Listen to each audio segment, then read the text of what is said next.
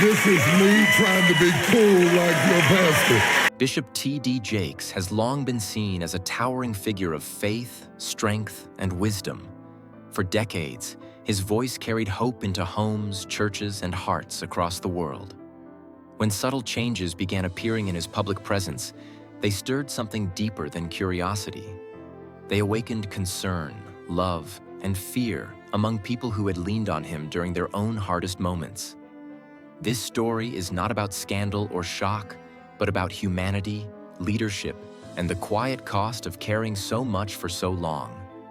It is about a man learning to pause and a community learning to understand. A leader whose presence shaped millions.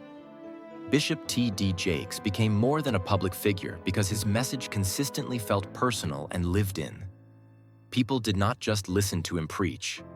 They felt understood by him. His words often sounded like they came from experience, struggle, and growth rather than theory. That authenticity is what turned him into a spiritual father figure for so many. Through the Potter's House, books, films, and conferences, he created a sense of belonging that extended far beyond a single congregation. Followers trusted him because he showed up for decades with consistency and clarity. That kind of influence creates emotional attachment. When someone has helped guide people through grief, fear, and uncertainty, their presence becomes reassuring. So, when Bishop Jakes appeared less frequently or less energetically, it did not feel like a small change.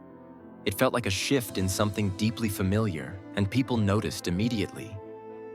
The first signs that sparked concern. The concern did not begin with a dramatic moment. It started quietly, almost unnoticeably. A sermon delivered with slightly less force.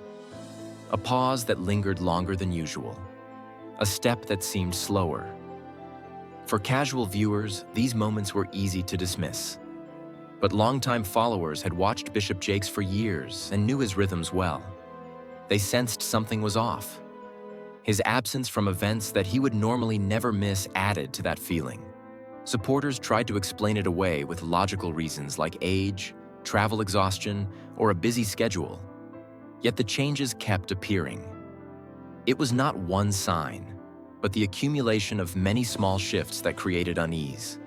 When patterns change in someone who has been remarkably consistent for decades, people naturally begin to worry, especially when that person has meant so much to them. Silence that fed the rumors. As concern grew, the silence from Bishop Jakes' family and leadership team became increasingly noticeable. There were no direct explanations, no clarifying statements, and no reassurance addressing what people were seeing. In an age where information moves quickly, silence often invites speculation. Social media became a space where concern turned into theories. Some people expressed fear and prayed openly. Others debated whether the worry was exaggerated.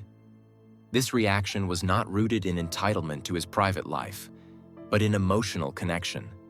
When someone has encouraged openness, vulnerability, and truth for years, followers expect the same transparency in moments of uncertainty. The silence did not feel deceptive, but unresolved. It created a gap between what people saw and what they understood.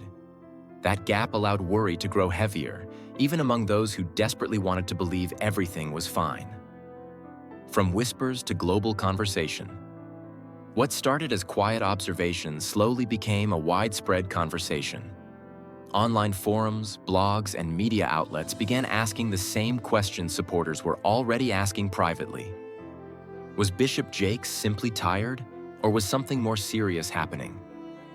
Every public appearance became a point of analysis. Supporters rewatched sermons, compared old and new clips, and looked for reassurance in his expressions and energy. This scrutiny was not driven by gossip, but by care. People had built spiritual routines and emotional anchors around his leadership.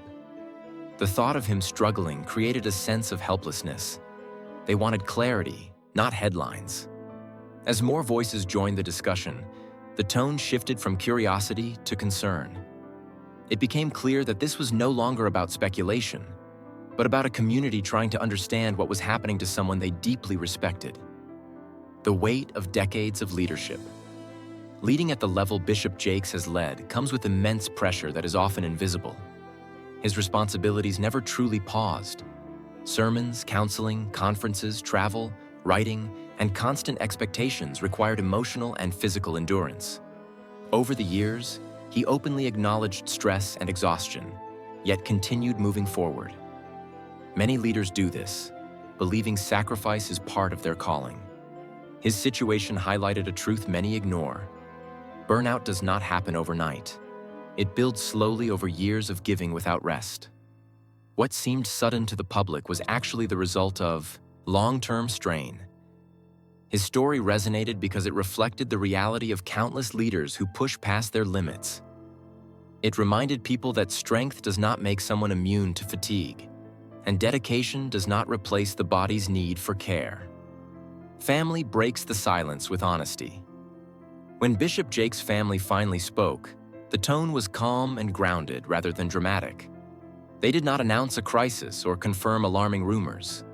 Instead, they explained that his health challenges were connected to years of non-stop service and accumulated strain. Their honesty reframed the narrative. This was not about sudden collapse, but about long-term consequence. They shared that they had encouraged him to slow down long before the public noticed changes. That revelation humanized him even more. It showed that behind the powerful sermons was a man who often pushed himself beyond healthy limits. The family's message shifted fear into understanding. It allowed supporters to see the situation not as weakness, but as a natural outcome of giving so much for so long. A necessary pause, not an ending. The family emphasized that this season was about rest and restoration, not retirement. Bishop Jakes was not abandoning his calling, but protecting it. This distinction mattered deeply to supporters. Many found comfort in the idea that slowing down was an act of wisdom rather than defeat. Others struggled with uncertainty, wondering what this meant for the future. Still, the core message was clear. Rest is not quitting. Care is not failure. Sometimes leadership requires stepping back to ensure longevity. This pause challenged common expectations placed on leaders, especially spiritual ones. It invited people to rethink how they define faithfulness and endurance. By choosing rest, Bishop Jakes modeled something powerful: that sustainable leadership includes knowing when to pause. A new generation steps forward. As Bishop Jakes adjusted his role, attention naturally shifted to Sarah Jakes Roberts. Already respected for her own voice and authenticity, she began stepping into greater leadership responsibility. Her presence brought reassurance to many, especially younger followers who connected with her perspective. At the same time, comparisons were inevitable. Replacing a figure like Bishop Jakes felt impossible to some. Over time, many began to understand that this was not replacement, but evolution. The ministry was not ending. It was expanding through shared leadership. This transition highlighted the importance of legacy. Rather than holding everything tightly, Bishop Jakes was allowing growth beyond himself. That shift reflected maturity, trust, and vision for the future. Public reaction filled with love and debate. Public response was intense and emotional. Supporters flooded social platforms with prayers, gratitude, and messages of encouragement. Many expressed a desire to give back to the man who had given them so much guidance. At the same time, skepticism remained. Some believed there were still details being withheld. This mix of love and doubt kept the conversation alive. Media outlets framed the story as an example of modern leadership pressure and burnout. Faith communities used it as a moment of reflection. The discussion expanded beyond one person and into how society treats leaders. It raised questions about expectations, rest, and humanity. Bishop Jakes' journey became a mirror for broader cultural issues, redefining strength and vulnerability. One of the most meaningful outcomes of this moment was how it reshaped ideas of strength. Bishop Jakes was no longer seen only as an unshakable figure, but as someone willing to acknowledge limits. That vulnerability did not weaken his influence. It deepened it. Followers related to his struggle, seeing their own exhaustion reflected in his story. Leaders across different spaces began speaking more openly about burnout and balance.